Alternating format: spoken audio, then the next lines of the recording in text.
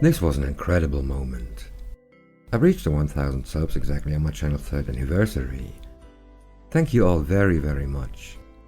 There'll be a video on that event soon. You'll need some patience because I'm still busy with my new hobby room. Here's the first bit I was able to finish. My, new bench. I recycled stuff I had in my old hobby room. The desk is rather new and belonged to my girlfriend, but she got a new one after we moved places, so she gave me this one. There's an issue with the height of the new bench because of parts of the old bench I used. The height is 83.5 centimeters and that means I'll have to buy a new chair. That'll happen after Christmas.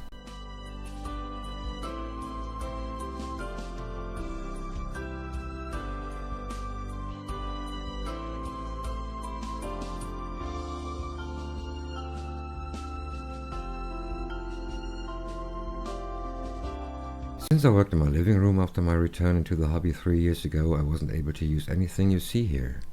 During my break I used my old hobby room for stowing things. I'm really happy that these items will be used again. This will be the main working area. This large space will be used for working on databases and for taking pics. I found a cheap solution for the lighting and you'll see what it is in a couple of minutes. At first I wasn't sure if I should use a keyboard drawer. It's just a board and was useless that way. I saved all HDF boards from my old furniture, so I added ratings to this drawer as I already did around the bench. Now the drawer can be used for storing items safely while glue is curing or paint is drying. The narrow drawer on the right hand side only received a rating on its rear. Except for the small shelf in the corner, all shelves were already there. They aren't perfect, but I had no money for new ones, so I just added light. I had fluorescent lights for 2 shelves, but as I said, I'll tell you more about it in a couple of minutes. In my old hobby room I had this cabinet for paints that couldn't be used in my living room. Now it's back in service and will help me to keep my bench a lot tidier than usual. I might change the door because in my old hobby room the cabinet was standing on the right hand side of my bench. There's space for 42 enamels, 25 Tamiya acrylics, and 28 bottles for washes and so on. Okay, this looks strange, but it's very stable. I had to place the paint cabinet this way in order to be able to open the door. The bigger braces can be turned around so I can use them to support another board. I want to add another 70 or 80 centimeters to the bench, but I haven't got a matching board now.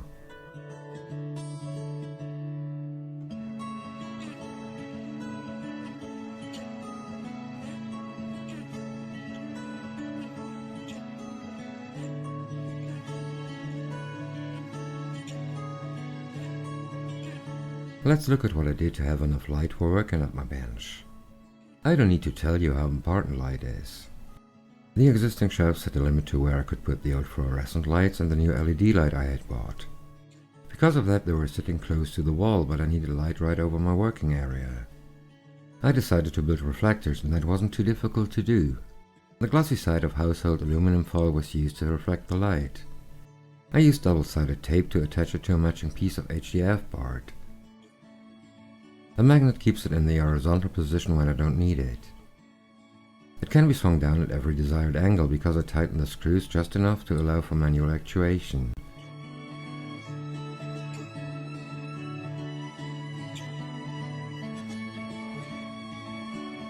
A piece of wood stopped the motion at 45 degrees or actually 135 degrees seen from the light. This pic doesn't show the full effect. These two do.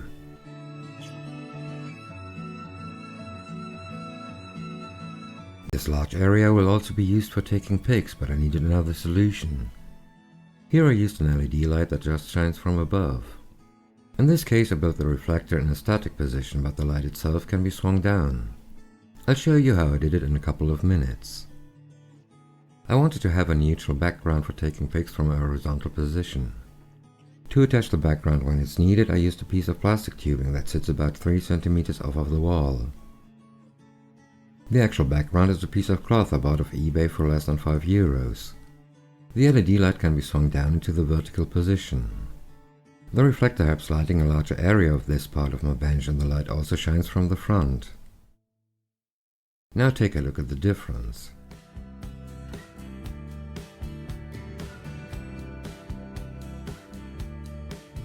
A couple of peaks of light and reflector.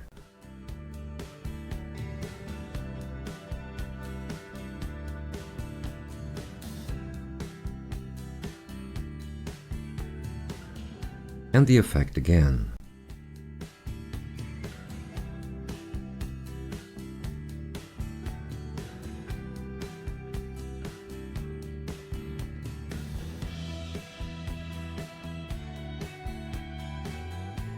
My old hobby room was very well organized, but since I worked in my living room, everything was really chaotic.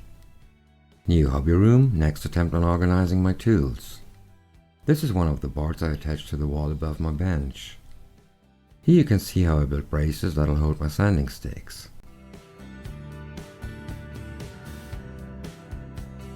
They sit in an L-shaped aluminum profile I attached to the bottom of the board.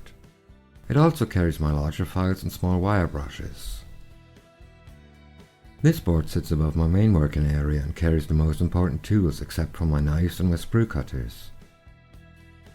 At the bottom there are all the sculpting tools I purchased recently. These here are actually for pedicure, but they'll make real good sculpting tools. You saw these tools in my last announcement. These are tools for removing blackheads, but they'll serve very well for a different purpose. My girlfriend didn't have use for these two painting knives anymore, but I do. The upper magnet carries my pliers. The lower one carries my small files.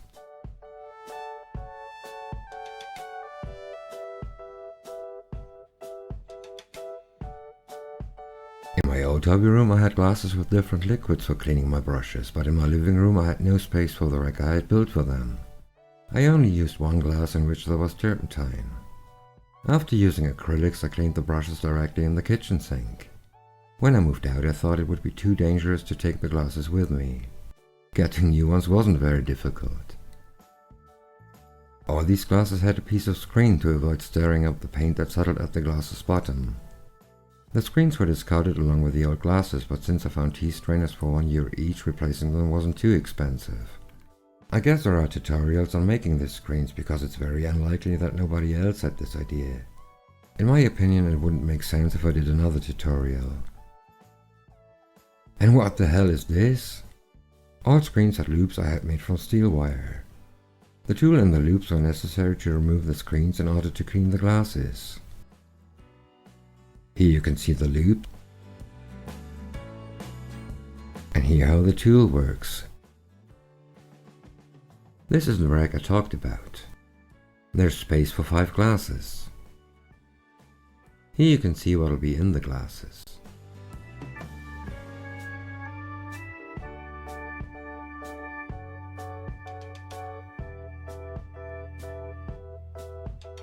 The soapy water, actually shampoo water, is very important because it's necessary to remove the paint thinners before the last step. I had inserted the screen and then didn't know if it would make sense. There was no screen in the old glass because the screen steel might get rusty in the water. Well, I'll find out soon enough. The second part will deal with shelves, cabinets and cupboards.